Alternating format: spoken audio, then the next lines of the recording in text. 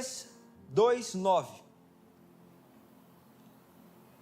Portanto, ainda pleitearei convosco, diz o Senhor, e até com os filhos dos vossos filhos pleitearei. Passai as terras do mar de Chipre e vede, mandai mensageiros a Quedar, e atentai bem, e vede se jamais sucedeu coisa semelhante.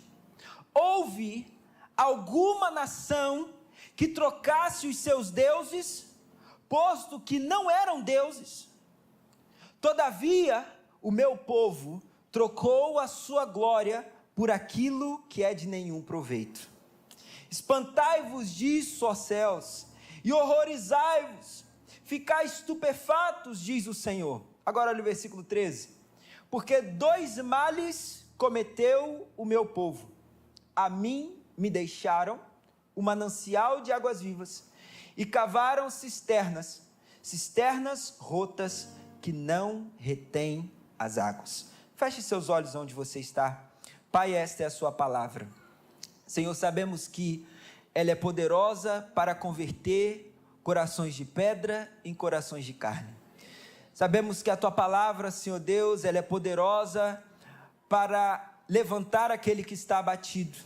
Que a sua palavra é poderosa para alimentar aquele que está, Senhor Deus, desnutrido.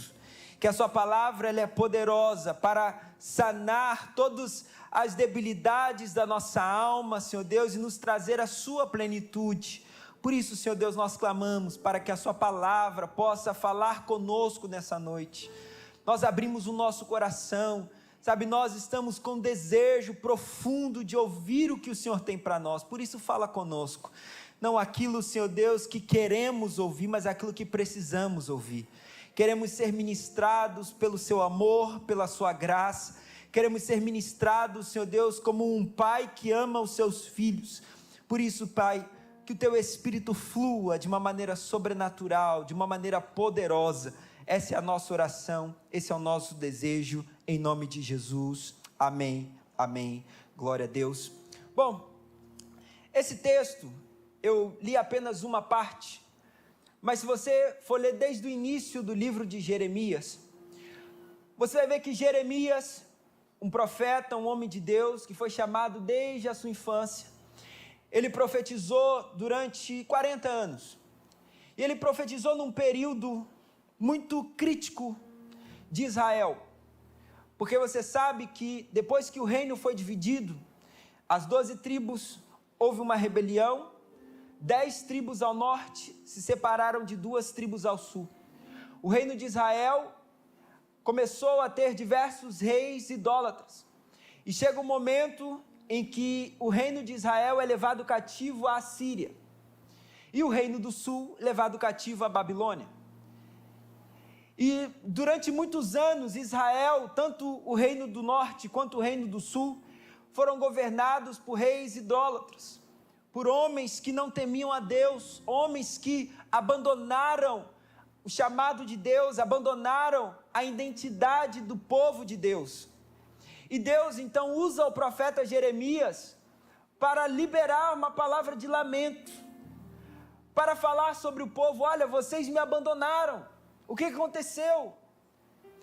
E o profeta ele começa dizendo no início do livro, relembrando o passado, o Deus que resgatou o povo das mãos de Faraó, que foi com eles no deserto.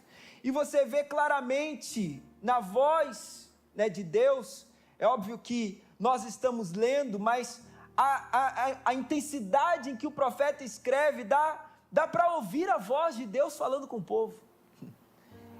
Uma intensidade de saudade, de um desejo profundo de estar com o povo. Em um momento o profeta começa a dizer: o que eu fiz para vocês me abandonarem? Será que é justo o povo que eu criei, que eu formei, que eu amei, que eu guardei, simplesmente me abandonarem por coisas vãs, por coisas naturais? E aqui nós lemos, já no finzinho do capítulo 2, que Deus começa a intentar contra ele, protestar, e Deus fala para eles: olha, nenhuma outra nação abandona o Deus. E Israel estava rodeado por diversos povos politeístas, ou seja, que acreditavam em muitos deuses pagãos. Você tinha a Síria, a Babilônia e o Egito, que naquela altura da história estavam brigando para ver qual nação iria dominar o mundo. E a nação vencedora foi a Babilônia. E todos eles tinham diversos deuses, e adoravam e faziam esculturas e imagens de diversos deuses. E aqueles homens e aquelas nações eram mais fiéis àquelas imagens, mais fiéis a deuses do que Israel fiel a Deus, do Deus vivo, que livrou eles do deserto. E Deus então começa a contender contra eles, dizendo: o que é justo isso? Será que é justo vocês me abandonarem? E aqui no versículo 13, nós vemos que Deus fala de dois erros. Deus fala para eles: olha, vocês pecaram e vocês erraram por causa de duas coisas. Primeiro, vocês me abandonaram a fonte. Aqui Deus se compara a um manancial. Ele vai dizer que ele é um manancial. E ele vai dizer, além de abandonar o manancial, de abandonar a fonte, vocês, não satisfeitos, substituíram e trocaram por cisternas rotas. Bom, o manancial nada mais é do que uma fonte a jorrar. E aqui você vai ver que Deus está dizendo para eles: olha, eu sou esse manancial, essa fonte. Deus é a fonte da vida. Deus é a fonte de tudo que nós precisamos. E naquela cultura, naquele momento da história, as civilizações, elas cresciam próximos a rios, a nascentes. E toda a cultura do povo, ela se estabelecia próximo aos rios. Hoje em dia, nós temos a facilidade de termos água encanada, temos empresas que cuidam desse abastecimento por toda a cidade, mas naquela época não tinha essa tecnologia. Então, as comunidades, elas subsistiam próximos de fontes, próximos de rios. E que, na verdade, quanto mais distante uma cidade, uma civilização estivesse do rio, mais pobre ela era. E mais dificuldade de viver ela teria. Então, aqui Deus está dizendo: olha, se vocês querem de verdade que a civilização cresça, se vocês querem que a sua vida seja uma vida abundante, esteja próximo da fonte, esteja próximo do manancial. Mas vocês fizeram o oposto. Vocês se desconectaram do manancial para depender de cisternas. O que são cisternas? Cisternas nada mais é do que uma caixa d'água, uma espécie de caixa d'água.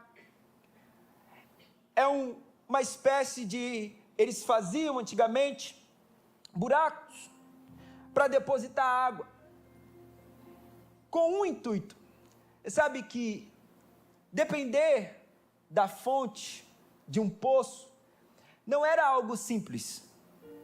Você sabe que antigamente o trabalho de buscar água era diário. Se você for ver os filmes que relatam mais ou menos como era a cultura daquela época, para que as mulheres pudessem fazer os serviços de casa, elas tinham que buscar água diariamente, constantemente. Não à toa, no livro de João, capítulo 4, quando Jesus se encontra com a mulher samaritana, ela estava lá no poço buscando água. Por quê? Porque todos os dias elas tinham que ir até o poço buscar a água. Porque a água não estava disponível ali na casa. Mas as cisternas, elas eram construídas no quintal de casa. As cisternas, elas eram construídas muito mais próximo do que, muitas vezes, andar quilômetros para ir até o poço e voltar com baldes de água pesado. As cisternas, elas eram construídas próximo do conforto, no comodismo. Então, na verdade, o que eles fizeram? É como se eles tivessem trocado o esforço, muitas vezes, pela fé, de estar com o Senhor por algo muito mais cômodo. Sabe por quê? Porque ter um relacionamento com o Senhor, irmãos, é algo que precisa ser cultivado diariamente. É algo que precisa ser, muitas vezes, combatido com o desejo do nosso coração de não querer a Deus. O desejo, muitas vezes, do nosso coração de querer buscar outras coisas, estar conectado a outras fontes, e não a fonte de águas vivas. Quantos compreendem o que eu estou dizendo? E eles então construíram cisternas rotas. Eram caixas d'água, mas elas não eram normais, porque elas eram rotas, ou seja, elas não tinham a capacidade de conter as águas. Eram cisternas como se fosse uma caixa d'água furada, com uma rachadura. Você enche ela hoje e vai dormir, mas amanhã de manhã já está vazio de novo, ou seja, não dura muito tempo. Deus falou para eles: olha, vocês trocaram a fonte de águas vivas, o manancial de águas vivas, a fonte da vida, por coisas naturais, superficiais, que na verdade matam a sua sede hoje, mas amanhã você está com sede de novo. Alguns anos atrás, a minha casa tinha uma caixa d'água que ela estava com uma rachadura. Irmão, que luta. E ela estava com uma rachadura, bem aonde entra o cano para fazer o abastecimento da água. E eu cheguei lá e vi a caixa, eu falei, estou com um problema, um vazamento, inundando a laje, infiltrando, eu falei, preciso resolver isso. Mas muitas vezes, como bom brasileiro, o que a gente faz? Põe um durepox, né? Aí vai trocar a caixa. Coloca um durepox, dá um jeito, para de vazar. Passa 3 semanas, volta a vazar de novo. A rachadura aumenta. Eu pedi ajuda aos universitários, falei, pai, me ajuda lá. Fomos lá, mexe daqui, mexe dali, aperta bem, coloca por fora, por dentro, o material, não, esse aqui não, esse aqui vai dar jeito. Pode colocar isso aqui, que passou um mês, voltou a vazar de novo. Até o momento que eu desisti, eu falei, não tem jeito, eu vou comprar outra caixa d'água. Eu comprei outra. E rachou de novo. Aí eu falei, não, agora o durepox vai dar jeito. E não deu jeito, irmãos, não deu jeito. Eu tive que comprar outra caixa d'água. Sabe por quê? Porque quando você tem um depósito que está rachado, não adianta a gente tentar colocar um durex, uma fita isolante ou alguma outra coisa. A rachadura de um depósito, como uma caixa d'água numa cisterna, a gente não consegue fazer um jeito brasileiro. Você sabe que quando Deus começa a contender com o povo acerca das escolhas do povo de Deus, Ele está dizendo, olha, não adianta você querer se conectar a coisas que podem matar a sua sede agora, mas que amanhã você vai voltar a ter sede de novo. Todos nós temos uma sede no nosso coração. Você tem algo que você anseia, tem algo dentro de você que você tem buscado nesses dias. Qual é a sede do seu coração hoje? Pergunta para a pessoa que está do seu lado, fala assim, qual é a sede do seu coração? O que você tem buscado? O que você tem pedido a Deus? O que você tem trabalhado? Para onde está apontado o seu coração?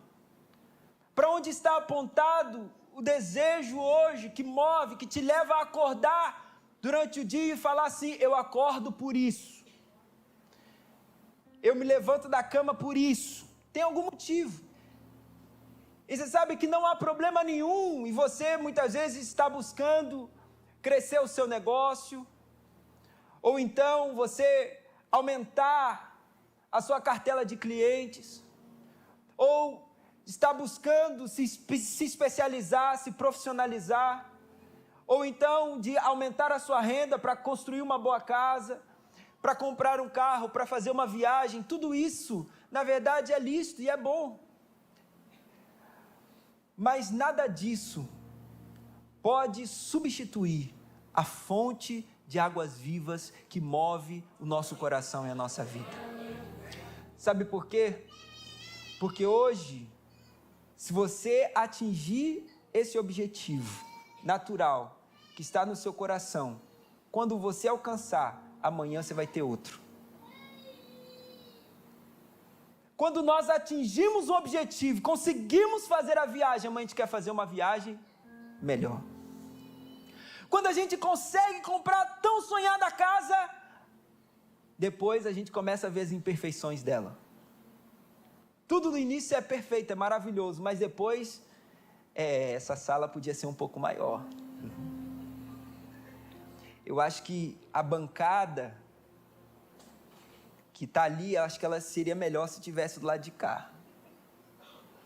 Você compra o carro zero, cheiro de novo. Quando sai o cheiro de novo, você já pensa, eu acho que esse carro bebe um pouquinho mais do que o outro. A gente começa a ver as imperfeições. Por quê? Porque tudo isso são cisternas rotas. A gente mata a nossa sede no início, mas depois a água vai embora. Tudo isso não consegue saciar a sede do nosso coração. Tudo isso não consegue, de alguma maneira, fazer com que a nossa vida se torne plena, porque, na verdade, não é isso que o nosso coração busca. Muitas pessoas procuram em muitos lugares algo para saciar a sua sede e acabam encontrando em relacionamentos também. Sabe que um jovem, quando ele entra num relacionamento, eu falo muito isso com eles ficam completamente cegos. Eu sei que você passou por isso também. Bem, eu passei. Todo mundo que é realmente apaixonado fica cego. E tudo são flores no início. A menina é perfeita, o rapaz é um príncipe, não há defeitos, é uma maravilha. O homem que Deus preparou para mim, pastor. Deus me enviou e eu tenho certeza, ele é perfeito, se encaixa perfeitamente. Meu prato predileto é macarrão, carne moída, e o dele também. Bom, Deus escolheu ele por causa disso. Pastor, se encaixa perfeitamente. Até os defeitos dele eu gosto. Quem está rindo é porque falou isso, né? No início, no relacionamento, a sede é saciada, são coisas assim, incríveis, maravilhosas. Mas o tempo vai passando e você vai ver que fundamentar um relacionamento só nisso é muito raso. Sabe por quê? Porque o defeito que você gostava no início, depois você começa a não gostar mais. Aquilo que você achava fofinho, depois já vira algo que já fica com ranço.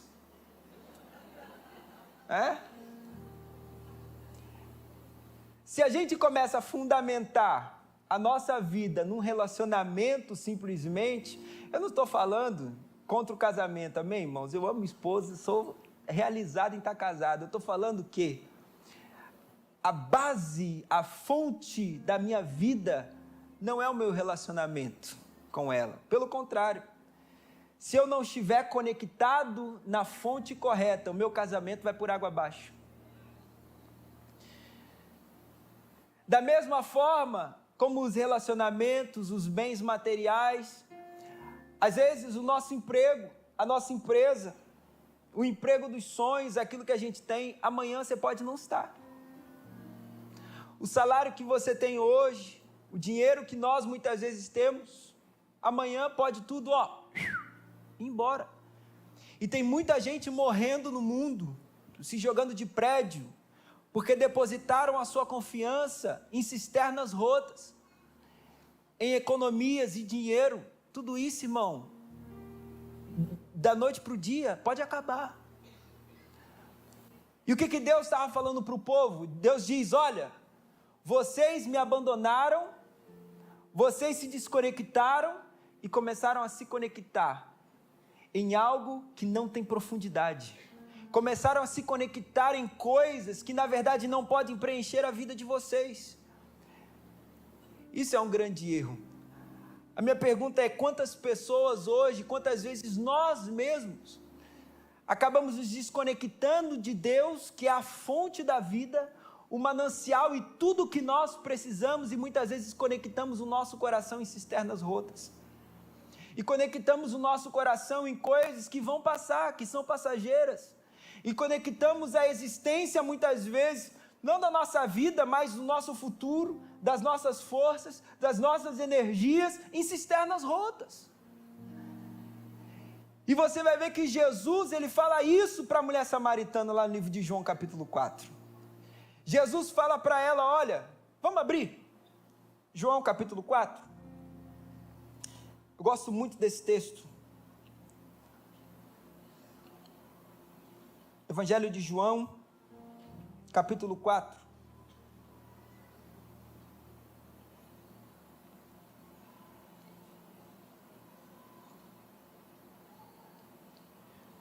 Vamos ler do versículo 7, João 4, 7.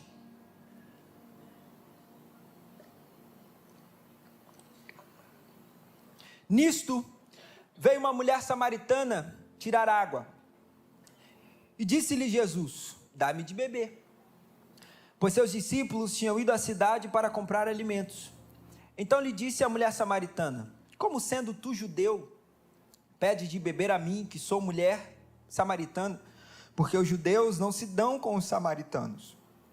Replicou-lhe Jesus: se conheceras o dom de Deus, e quem é o que te pede, dá-me de beber, tu lhe pedirias, e ele te daria água viva. E respondeu-lhe ela: Senhor, tu não tens com que tirar a água, e o poço é fundo. Onde, pois, tens a água viva? És tu, porventura, maior do que Jacó, o nosso pai, que nos deu o poço, do qual ele mesmo bebeu, e bem assim seus filhos e seu gado?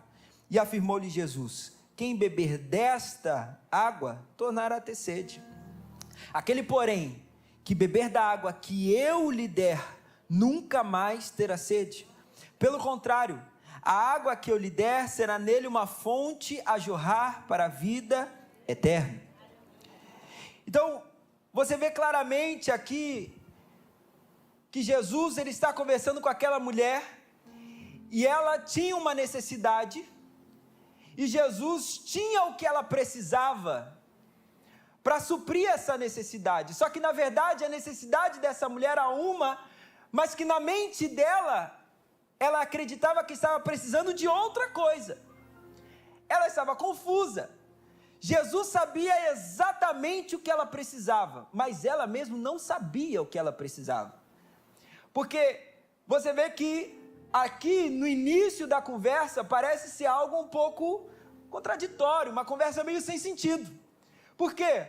Porque a mulher fala de uma coisa e Jesus está falando de outra. Ela diz, Jesus fala: olha, dá-me de beber. E ela, na cabeça dela, era um bebê de uma água natural, só que Jesus não estava falando dessa água. E depois que ele falou: olha, eu tenho uma água que se você beber, você não vai mais voltar a ter sede. Na cabeça dela, ela entendeu que era a água que ela estava buscando ali. Ou seja, ela estava com uma necessidade natural, de água mesmo, física, H2O.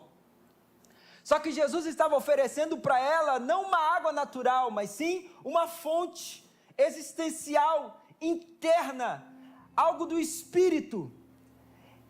E ele sabia que era isso que ela precisava, mas na cabeça dela, ela achava que aquilo que era natural iria manter e iria saciar a sede dela. E ela começa a dizer: mas como é que o senhor vai pegar água? O senhor nem balde tem. Eu falei: esse cara é doido, é lunático. Como é que você tem, você falou que vai me dar uma água que não vai voltar a ter sede? Eu venho aqui todo dia. Que água é essa que ele vem me oferecer? Jesus fala de uma água que é uma fonte a jorrar interiormente. Mais para frente ele vai falar de uma verdadeira adoração. O que nós vemos com esse texto? Talvez você chegou aqui com uma sede, algo no seu coração que você tem buscado, algo natural, que é lícito. Assim como aquela mulher não estava fazendo nada de errado. A única coisa que ela queria pegar os seus baldes de água para seguir a sua vida. Mas Jesus apresenta para ela uma água que era muito maior do que aquilo que ela estava buscando e que atingia diretamente a necessidade do coração dela. Mais para frente, Jesus ele vai falar com ela algo que iria confrontar completamente a realidade da história dela. A conversa estava acerca de água, mas Jesus muda e começa a dizer: bem, você tem um problema no seu relacionamento. Você está com um homem hoje que na verdade nem é o seu marido, e é o quinto. Aquela mulher, ela tinha um problema interno nos seus relacionamentos. A Bíblia não fala exatamente, mas com certeza, para ela ter tantos relacionamentos assim, aquela sede interior que ela tinha, ela tentava substituir nos relacionamentos, só que Jesus fala para ela assim: você está buscando um lugar errado, não é isso que vai saciar a sua sede, e vai satisfazer o seu coração. Na verdade, é o que eu tenho para você, que vai mudar completamente a história da sua vida. E você sabe, irmãos, muitas vezes nós buscamos e procuramos em diversos lugares aquilo que pode saciar nossa sede, mas a única coisa que pode mudar e transformar a história da nossa vida e nos trazer plenitude, de sermos completos, é o Senhor Jesus, que Ele é a fonte de água viva. Ele tem essa água, Ele é o provedor dessa água, e todas as vezes em que nós estamos conectados a essa fonte, nós não sentimos falta de nada, de nada. Se tem uma coisa que o homem procura, mais do que qualquer outra coisa que os olhos dele podem ver, e que a mão dele pode tocar, é uma sensação e um sentimento de significado.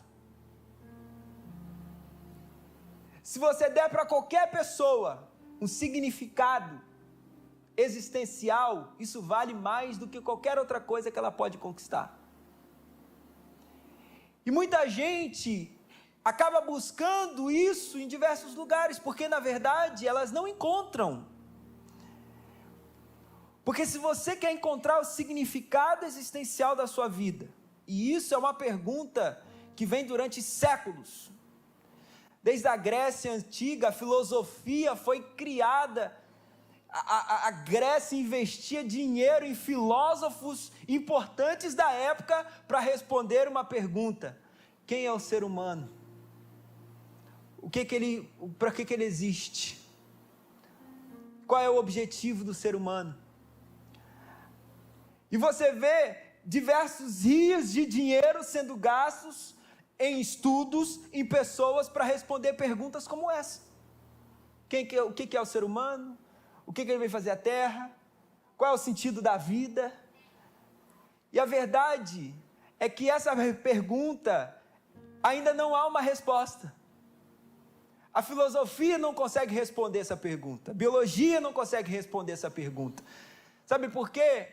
Porque o máximo que a gente pode ter são teorias acerca disso, mas nada que encontre um significado perfeito, que se encaixe em nosso coração e acenda nossa mente e fale assim: é isso, foi para isso que eu nasci. Só tem um lugar que você encontra isso, é no Senhor. Porque quando você se encontra com Ele, você entende o propósito da sua vida, o porquê que você nasceu, e você se torna uma pessoa completa. E quanto mais o tempo passa, irmãos, mais nós vemos pessoas incompletas. Pessoas que são incompletas nos seus relacionamentos, incompletas no seu trabalho, incompletas na vida da igreja. Que na verdade ainda não entenderam o verdadeiro significado e aquilo que elas precisam para ter uma vida abundante em Deus. E aquele que recebe da água da vida, ele não tem falta de nada. Aquele que está conectado ao Senhor, ele não tem falta de nada. Sabe por quê? Porque em Cristo nós encontramos tudo o que precisamos. Porque as águas, elas saciam a nossa sede, mas muito mais do que isso, elas preenchem o nosso ser de uma forma que a gente não precisa ficar procurando em lugar nenhum. Você quer ver um exemplo? Há muitos textos na palavra de Deus. Isaías capítulo 58, versículo 11. Abre lá, eu quero ler alguns versículos agora. Isaías capítulo 58, versículo 11. Isaías 58, 11.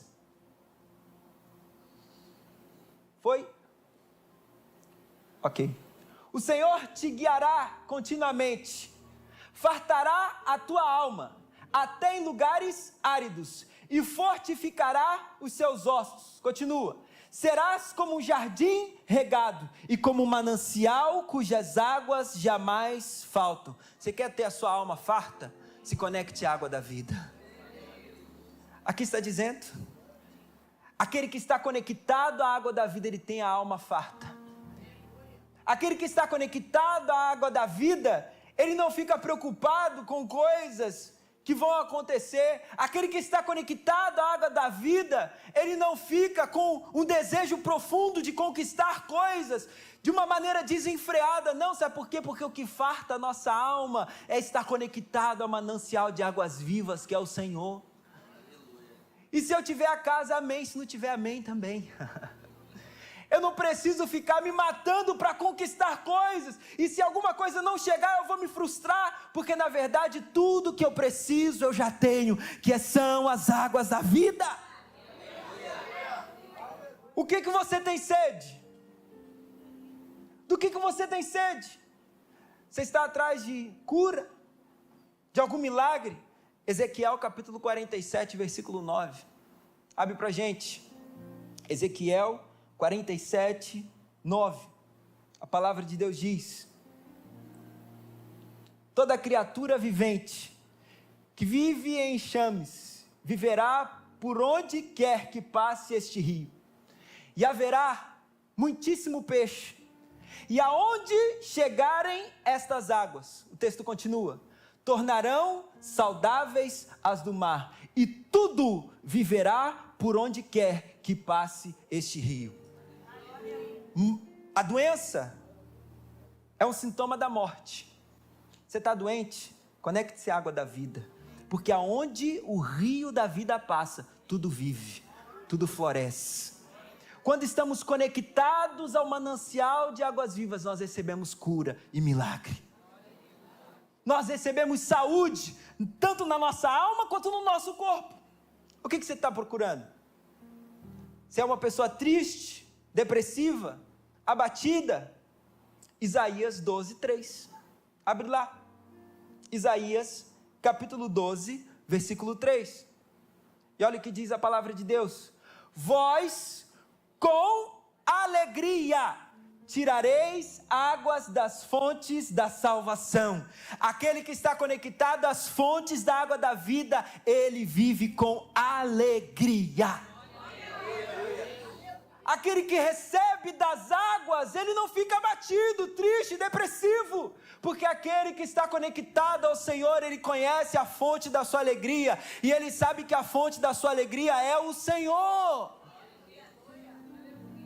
Do que você precisa? Pergunta para a pessoa que está do seu lado, fala assim, do que você precisa? Ah, pastor, estou passando no deserto. Está difícil, pastor, estou passando dificuldade, você quer refrigério? Apocalipse capítulo 7, versículo 17.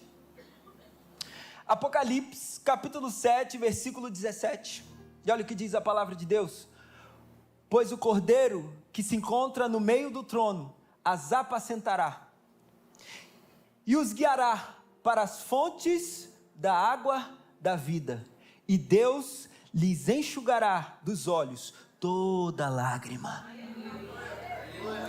Está passando por dificuldades, conecte a água da vida, porque a fonte da vida, parece algo estranho, né? Uma água que seca, sabe por quê? Porque essa água da vida, ela nos permite ter um refrigério. Eu não sei quantos já, depois de um dia de muito calor, muito quente, Rio de Janeiro, sol para cada um, temperatura lá em cima, você chega em casa e toma um banho geladão, é um refrigério, irmão. Você toma uma água gelada, ou então você está andando no centro de Campo Grande, Madureira, Bangu, você para no sinal, tem uma pessoa lá, quando você quer água, ninguém aparece, né? Aí de repente você vê alguém, a água chega, estala assim, ó, brilha, você pega a água, você não quer nem saber se é da bico ou se não... você manda para dentro. mas é um refrigério, irmão. Por quê? Quando você está no momento de deserto, de angústia, sol muito quente, de momento de pressão, quando você se conecta à água da vida, toda aquela pressão se esvai, irmão. Você tem um refrigério. Sabe que todo homem de Deus, toda mulher de Deus, ela vai ser pressionado. Porque na verdade as pressões, elas nos fazem crescer. As dificuldades, elas fortalecem os nossos músculos. Os músculos da fé. Mas a verdade é que todos nós queremos fugir do ambiente de pressão. Mas se você pede poder, Deus te dá pressão. Porque é na pressão que Ele te forma. É na pressão que Ele trabalha. Foi assim com Moisés. Moisés, ele foi formado no ambiente de pressão. Mas você sabe que Deus não te dá só um ambiente de pressão, Ele te dá o escape também. E eu me lembro que todas as vezes em que eu estava me sentindo completamente pressionado pelas circunstâncias, pela pressão do ministério, as maiores experiências que eu tive com Deus, irmãos, não foi na conferência, não foi no encontro com Deus, apesar que foram muito importantes para mim, mas no ambiente de pressão, as maiores experiências que eu tive com Deus foi trancado no meu quarto, com um celular tocando uma música. E a minha oração, eu não conseguia falar nada, eu só chorava. E eu falava com Deus apenas um texto, livro de Salmos. Eu falava: Senhor, assim como a corça suspira pelas águas, assim a minha alma tem sede de ti. Até quando eu irei ter com o Senhor? Eu não estou aguentando mais, Senhor. Tem vezes que a gente faz uma oração, que se Deus puxasse a gente ia ficar feliz. Tem momentos da nossa vida que a gente até levanta o braço. Puxa, leva.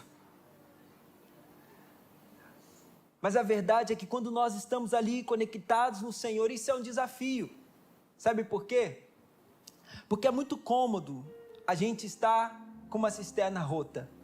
Porque, como eu falei, uma cisterna rota, ela cabe no quintal da sua casa, mas a fonte, ela não está no quintal da sua casa. A fonte, muitas vezes, você tem que caminhar. É um trabalho diário, constante, carrega peso.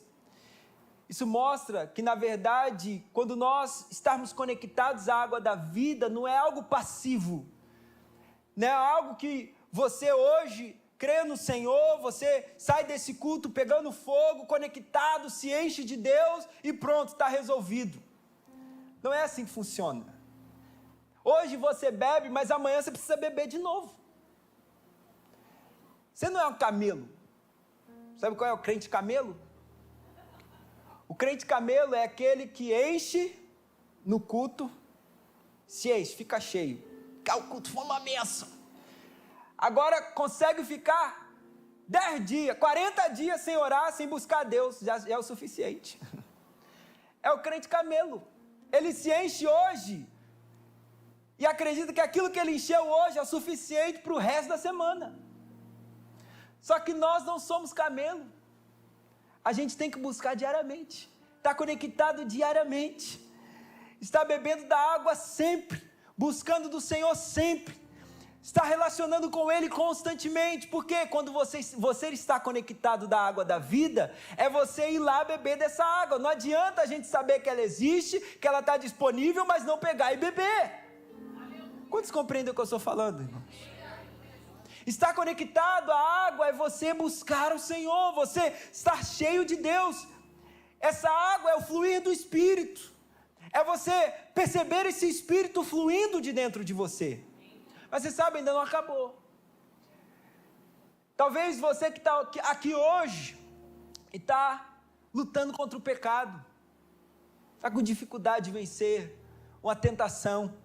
Toda vez que a tentação bate a porta, você cai. Você se sente condenado, sente acusado. Ezequiel capítulo 36, versículo 25. Abre para a gente. Ezequiel capítulo 36, versículo 25. Foi? Ezequiel 36, 25.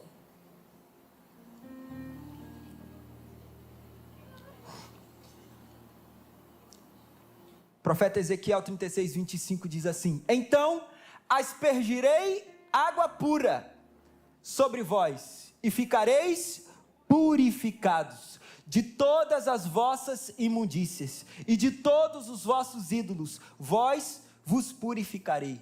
Essa água pura aqui é a água da vida. Você está se sentindo condenado, sentindo para baixo, não consegue vencer o pecado? Conecte a água da vida. Quanto mais conectado você está a essa água, quanto mais conectado você está conectado ao manancial, menos desejo pelo pecado você vai ter. Então perceba que estar conectado à água da vida é tudo que nós precisamos, para que possamos ter uma vida, e uma vida em abundância. Não adianta, não adianta procurar em outros lugares. Eu tenho certeza que se você for perguntar a muitos aqui, muitos já experimentaram muitas coisas do mundo. Diversos tipos de relacionamentos, drogas. Muitos aqui talvez tenham diversos testemunhos para contar, e eu tenho certeza que alguns encontristas vão contar alguns aqui. E eu tenho clareza que esse final de semana eles experimentaram dessa água. E a resposta deles, o testemunho deles vai ser o mesmo. Eu achava que tinha alguma coisa, mas na verdade eu descobri que não tinha nada. Hoje o Senhor me encontrou. E talvez você que está aqui me ouvindo hoje, está procurando em diversos outros lugares algo que possa matar a sua sede.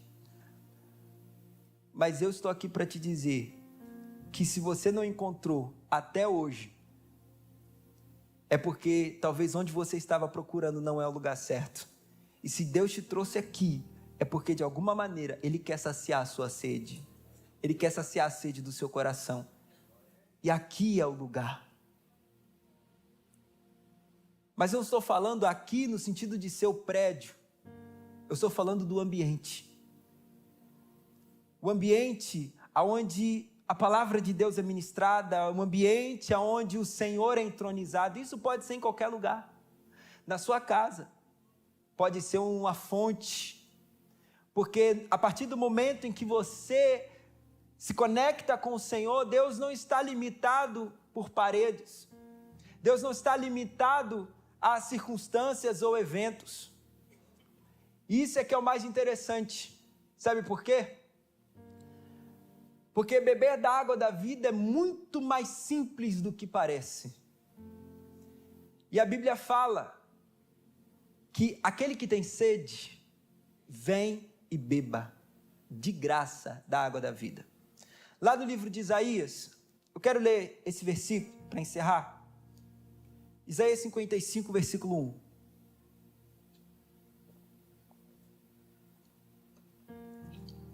O profeta Isaías, ele fala sobre esta água.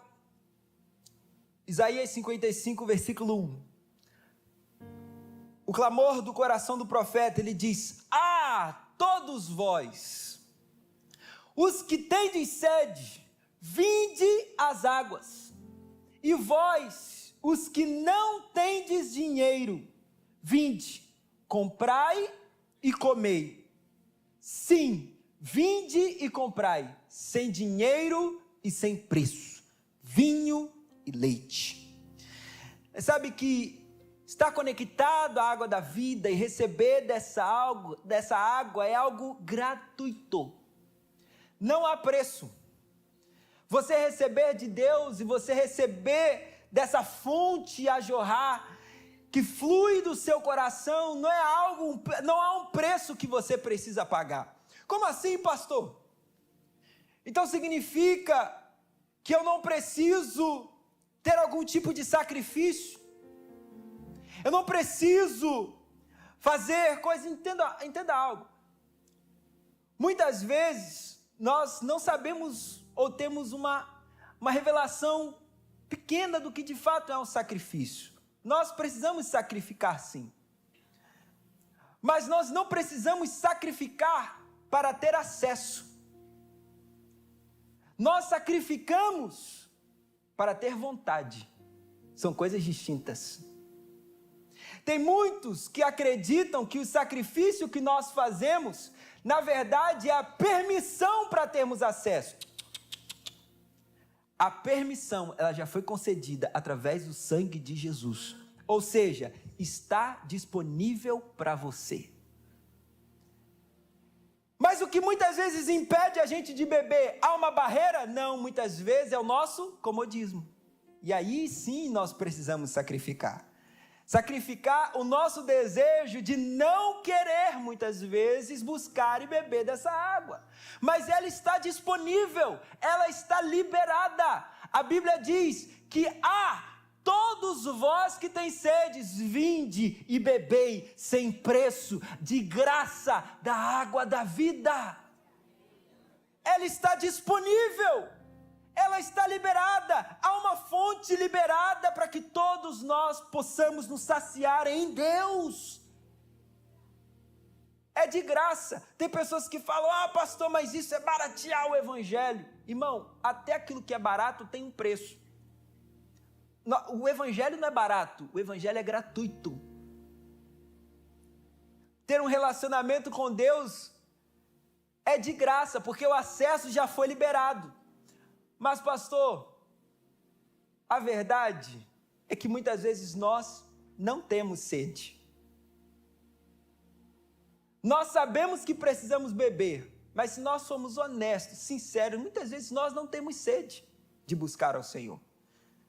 Mas você sabe que até isso nós podemos pedir para Deus. Talvez você chegou aqui e você tem mais sede de buscar outras coisas.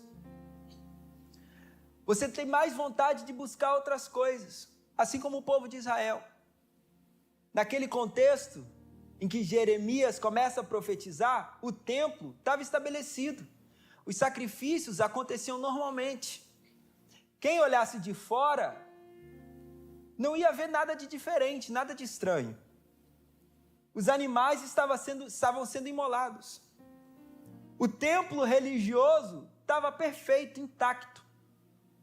Mas Deus sabia o que estava acontecendo por dentro. Às vezes, quem olha de fora, frequenta o culto, frequenta a célula, participa, está envolvido no louvor, está envolvido nas crianças, está envolvido com os jovens, está ali trabalhando. Mas a sede já foi embora, há muito tempo. Está envolvido trabalhando, mas na verdade por dentro está no modo automático, está no piloto automático.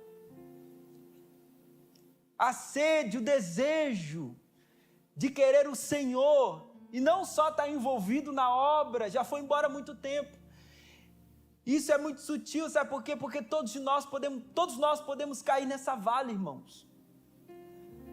Mas se tem uma coisa que nós podemos buscar ao Senhor, é além da água, a sede para beber dessa água. Se você quer ter sede, pastor, eu quero beber, mas não tenho sede. Peça sede. Peça para Deus. Deus vai gerar sede no seu coração. A Bíblia fala que o querer e o efetuar é dele. Mas seja honesto. Fale com Deus, abra seu coração. Fala, Senhor, eu quero estar cada vez mais conectados a esse manancial. Mas eu não quero fazer isso de uma maneira religiosa. Eu não quero só fazer porque estão falando para eu fazer. Eu não quero só fazer externamente, eu quero fazer de uma maneira real. Porque lembre-se, o Senhor está procurando verdadeiros adoradores que o adorem, não é só por fora, não é só levantar a mão, é do lado de dentro, é com o coração, é se derramar completamente. Mas para isso precisa de sede. Você quer sede? Peça a Deus, Deus vai te dar sede. Fala para a pessoa que está do seu lado, fala assim, você quer sede? Peça a Deus, e Ele vai te dar sede para você beber dessa água.